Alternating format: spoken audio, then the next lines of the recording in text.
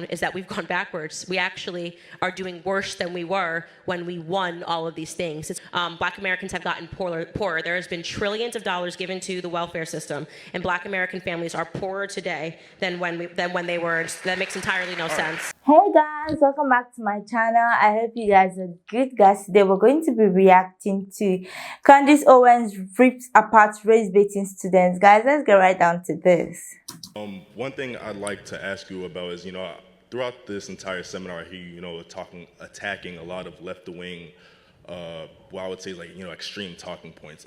One thing I would like to have a question about is when it comes to public education. You said that you wanted the department to be abolished, burned down to the ground. Yeah. Could you elaborate more as to why you think public education is a problem?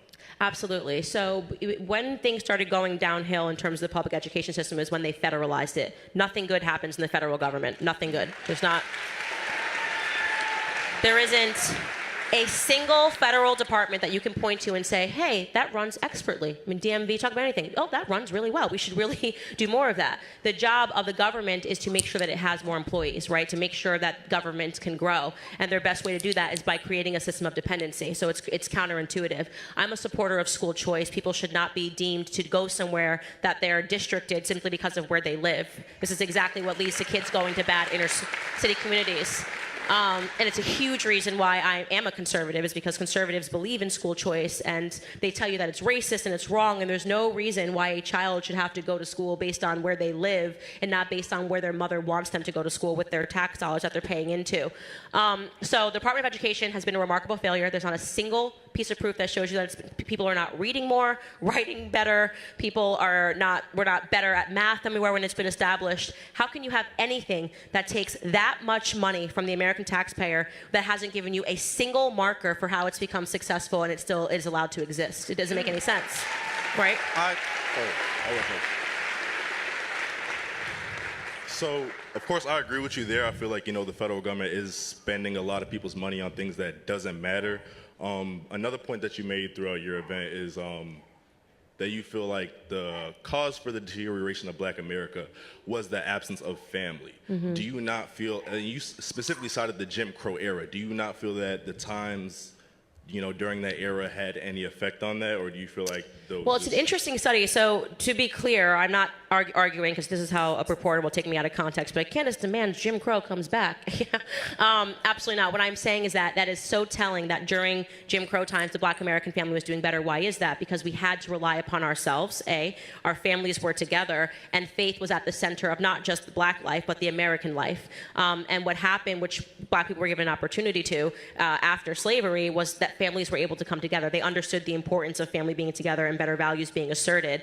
And so I'm not at all making an argument that somehow society would be better, but we should really try to learn the lessons of why it is that Black Americans have won in terms of segregation ending, in terms of race-based policies and initiatives being gone, and in terms of, which is actually a big loss, the welfare policies. But everything that is shown is that we've gone backwards. We actually are doing worse than we were when we won all of these things. It's worth us having a discussion about it and realizing what happened. Thank you. So I just want to give it to more people because I feel so bad. Yeah. So this is just a little quick question, just for myself. Would you just be able to more elaborate, cite what areas Black Americans were thriving in during that time, just so I can. I'm sorry. What was that?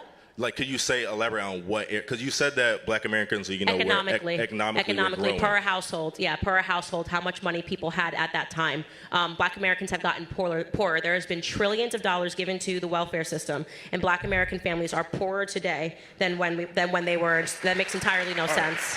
Thank you.